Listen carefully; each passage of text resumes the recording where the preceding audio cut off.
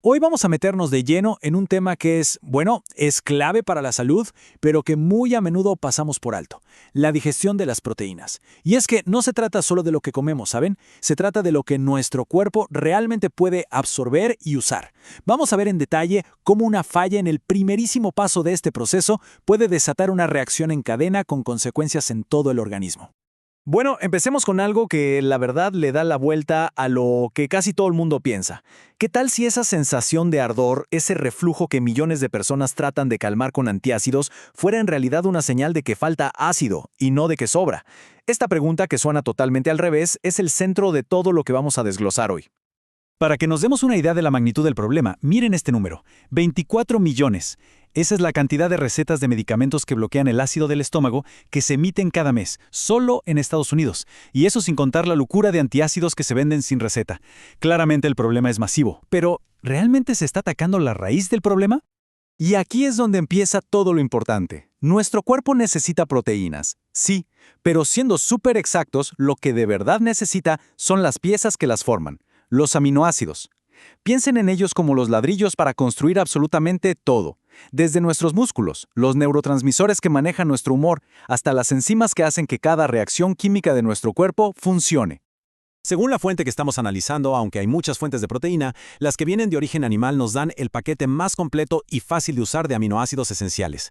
¿Qué quiere decir esto? Que la proporción que traen es, digamos, la ideal para que nuestro cuerpo los use para construir sus propias proteínas.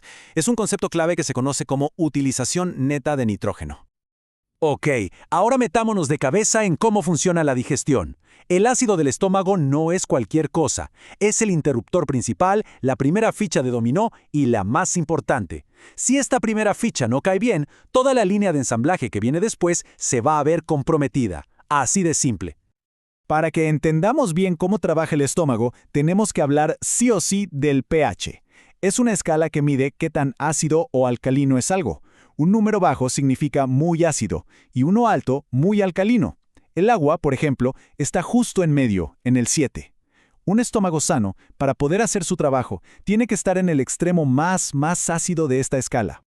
Y esta comparación, la verdad, lo deja clarísimo. En un estómago que funciona a la perfección, el pH es superácido, entre 1 y 2. Esa acidez tan intensa es la señal química que le dice a la válvula que conecta con el esófago: ciérrate, y bien fuerte.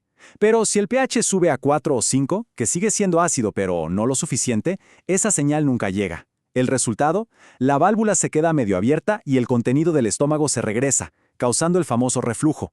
La ironía es tremenda. El problema no es que sobre ácido, sino que no es lo suficientemente ácido. Entonces, ¿qué es lo que hace exactamente este ácido? Es como un ataque en dos tiempos. Primero, el ácido clorhídrico baña las proteínas y rompe su forma. Las proteínas son como ovillos de lana súper complejos y el ácido las obliga a desenrollarse. Y solo cuando están así, estiradas, puede empezar el segundo paso. El mismo ambiente ácido activa una enzima, la pepsina, que funciona como una tijera molecular y empieza a cortar esas largas cadenas en pedazos más pequeños. Cuando esa primera ficha de dominó, la acidez, falla, el problema no es solo que no digerimos bien las proteínas, no. Ahí empieza una reacción en cadena, una falla en todo el sistema que se va extendiendo por todo el sistema digestivo y mucho más allá. Pensemos en el estómago como si fuera el control de seguridad del cuerpo, la primera barrera sanitaria. La comida que ingerimos no es estéril, para nada. Viene con bacterias, virus, hongos. Un ambiente con un pH de 1 a 2 es tan corrosivo, tan hostil, que funciona como una barrera química que aniquila a todos estos posibles invasores antes de que puedan llegar a la seguridad de los intestinos. Pero ¿qué pasa si esa barrera, ese ácido, ya no es tan fuerte porque el pH es más alto? Pues que la puerta de entrada queda abierta de par en par. Microorganismos que deberían ser destruidos en segundos ahora sobreviven, pasan por el estómago como si nada y llegan al siguiente destino, el intestino delgado. Y esto nos lleva a algo que se conoce como SIBO. Básicamente es una colonización en el lugar equivocado. El intestino delgado está diseñado para absorber nutrientes, no para tener un montón de bacterias. Cuando las bacterias, que normalmente viven en el colon, se mudan y crecen ahí, empiezan a competir por nuestra comida y a causar un verdadero desastre.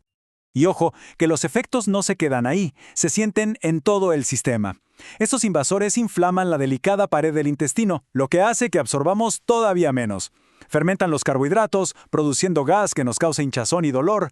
Y lo peor de todo, liberan toxinas que pueden pasar a nuestra sangre, generando una carga tóxica para todo el cuerpo. Y aquí llegamos a un punto clave, a una especie de trampa bioquímica sin salida. Las enzimas que necesitamos para digerir también son proteínas. Así que, si no digerimos bien las proteínas, no tenemos los aminoácidos para fabricar más enzimas digestivas. Es un círculo vicioso que se alimenta a sí mismo. Mala digestión lleva a tener todavía menos capacidad para digerir. Toda esta reacción en cadena nos lleva al colapso final, una falla en la estructura misma de la barrera intestinal. Y es aquí donde un problema que empezó en el estómago se convierte en un problema para todo nuestro sistema inmunitario. Imaginen la pared del intestino. Es una sola capa de células, increíblemente delgada y están pegadas unas a otras con algo que se llama uniones estrechas. En un intestino sano, estas uniones son como un sello de seguridad que solo deja pasar nutrientes ya bien digeridos. Pero con la inflamación constante del SIBO, esas uniones se dañan, se abren, creando huecos entre las células. A esto se le conoce como intestino permeable. Y por esos huecos se cuela de todo: toxinas, bacterias y, lo más importante para esta explicación, pedazos de proteínas a medio digerir. Nuestro sistema inmunitario, que tiene al 75% de sus tropas justo detrás de esa pared, los ve y los identifica como enemigos. La analogía que usa la fuente es brutal pero perfecta. Es como si viera al enemigo saltando la muralla y empezara a disparar a todo lo que se mueve, sin preguntar. Y aquí es donde la cosa se pone realmente peligrosa, por un fenómeno que se llama mimetismo molecular. El sistema inmunitario crea anticuerpos contra esas proteínas invasoras. Pero ¿qué pasa si la secuencia de una de esas proteínas de la comida se parece mucho a la de un tejido de nuestro propio cuerpo, como el colágeno de las articulaciones? Pues que los anticuerpos se confunden y empiezan a atacar a los dos. Este, según el análisis, es el mecanismo que está detrás de muchísimas enfermedades autoinmunes.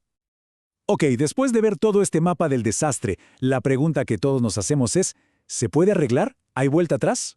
El análisis propone una estrategia muy lógica para básicamente desandar el camino y reparar cada pieza rota de la cadena para que todo vuelva a funcionar bien.